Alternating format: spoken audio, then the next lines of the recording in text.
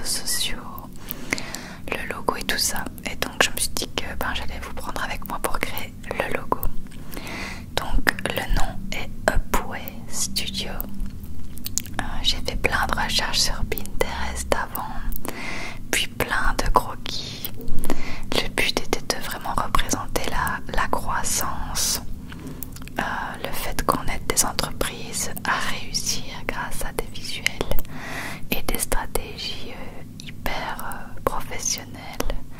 Donc voilà, j'ai commencé à faire des croquis sur papier, je vais vous les montrer, et là je faisais des croquis sur la tablette avec les croquis sur papier à côté de moi pour avoir une base pour pouvoir continuer d'avancer sur les croquis. Et ensuite je les exporte dans mon programme, je fais tout avec Illustrator, Adobe Illustrator, et je commence à tout vectoriser, à remettre au propre, à faire des essais, etc. Ici j'essayais plusieurs mises en page et tout ça. J'écoutais en même temps de la musique, je mettais je crois que j'avais mis un peu de Disney, du Stromae. Enfin, je mettais de la musique pour me motiver, rester concentré. Et voilà, je remettais tout au propre comme vous pouvez le voir. D'ailleurs, dites-moi en commentaire si vous aimez toujours bien ce genre de vidéo où je vous montre mon métier, où je vous montre ce que je fais. Et si ça vous plaît, j'essaierai de faire plus souvent ça parce que j'ai quand même pas mal de projets en cours. Et j'essaierai de faire des vidéos un peu plus un peu mieux, on va dire, où on me voit aussi en même temps travailler, etc. Alors voilà, donc là je vous la fais courte parce que ça m'a pris un temps fou. J'ai fait plein d'essais. On a choisi ces couleurs parce que le bleu représente la communication et l'orange la créativité. Voilà, à peu près ça. De toute manière, vous verrez en détail dans notre charte graphique, on a vraiment tout détaillé. Je vais vous la montrer par après. Et voilà, là c'était celui qui nous plaisait le plus. Et je vais le prendre et essayer de le modifier pour voir s'il n'est pas mieux d'une autre façon, c'est-à-dire un peu plus style cartoon au final, avec des ombres comme ça que je fais avec l'outil crayon, mais au final l'outil pinceau est pas plus mal, il est même plus facile. Et je vais aussi faire des lumières pour faire un peu un effet 3D. Donc j'essaye, je sais pas ce que ça va donner sur le coup. Et au final j'en rajoute aussi sur les flèches.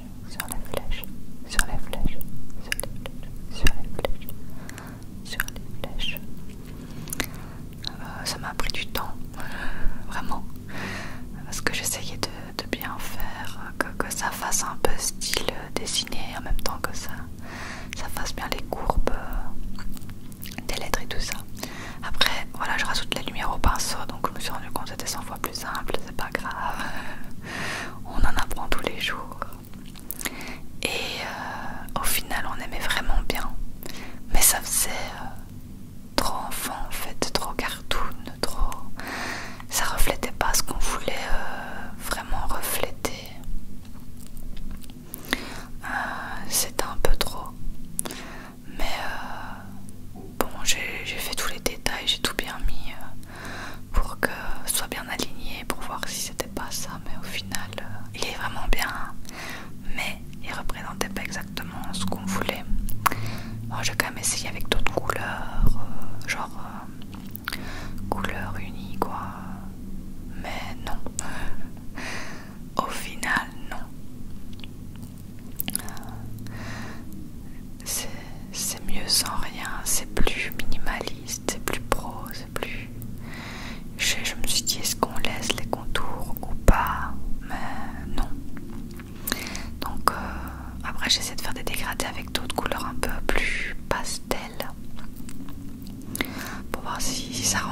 donc uni un peu pastel.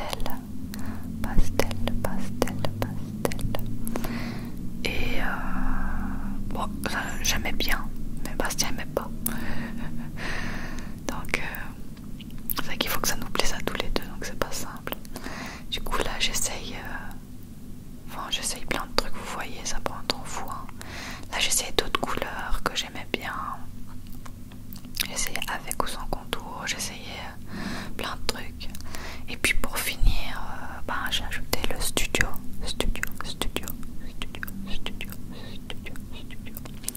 Et j'ai essayé plein de typos, plein de styles, vraiment très espacés, moins espacés, plus épais, moins épais, enfin... J'ai essayé plein de trucs une fois de plus, hein, pour pouvoir tout bien comparer.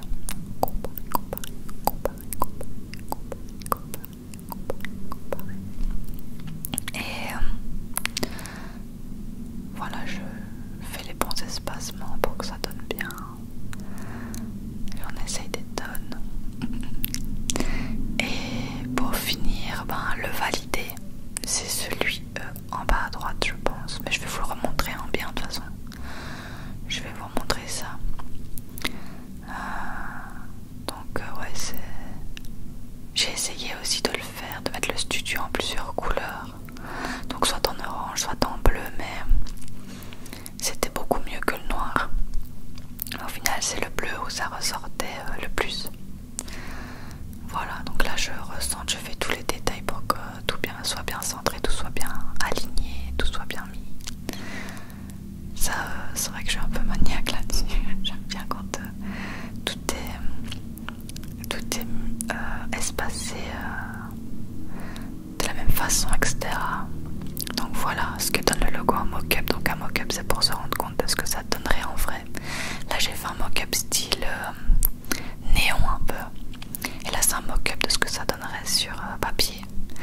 Et franchement, je suis fan. Je sais pas ce que vous en pensez, n'hésitez pas à me le dire. Et après j'ai fait le logo en animé aussi. Ça je voulais pas filmer parce que c'était vraiment une galère. Donc voilà ce qui donne en animé pour les réseaux sociaux, pour le site, pour nos vidéos YouTube qu'on fera. J'ai hâte d'avoir vos retours.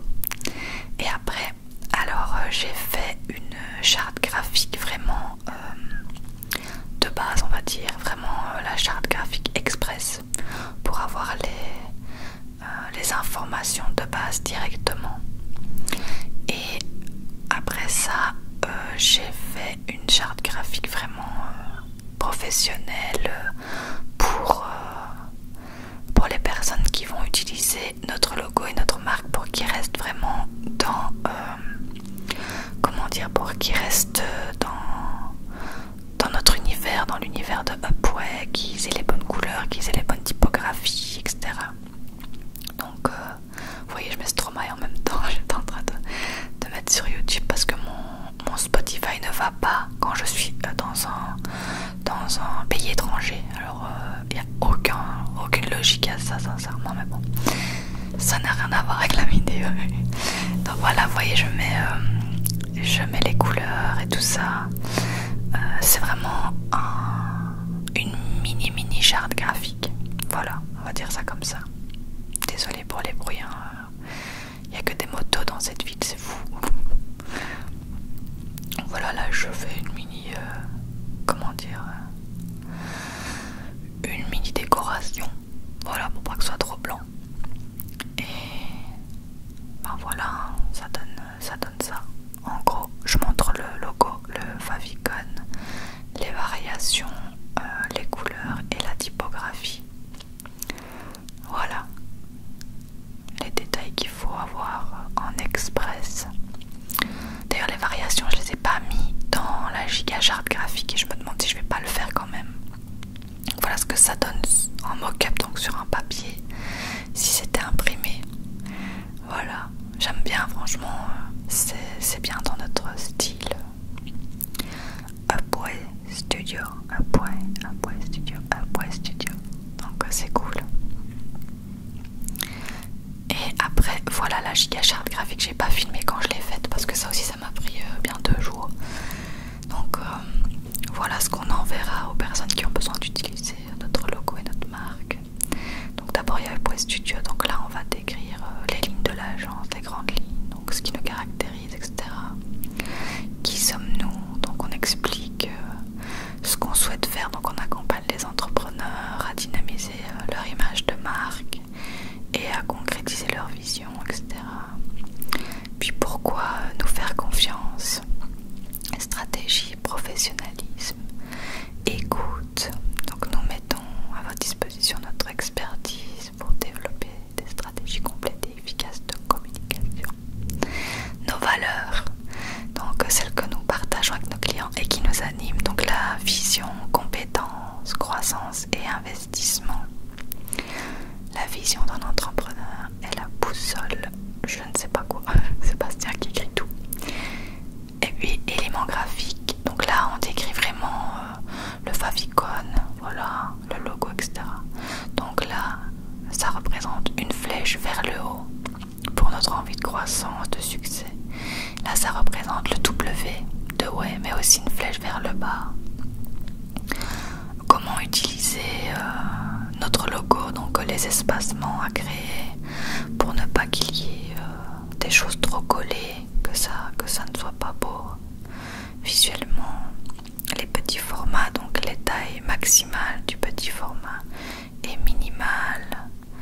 Les arrière-plans, les couleurs d'arrière-plan qu'on peut mettre. On peut aussi utiliser des photographies et nos couleurs de base. Alors ça c'est comment il ne faut absolument pas utiliser le logo. Donc faut pas le déformer, faut pas le recadrer, faut pas le contourer. Ça c'est la typographie qui est pour les gros titres et l'autre typographie qui est plus pour les sous-titres.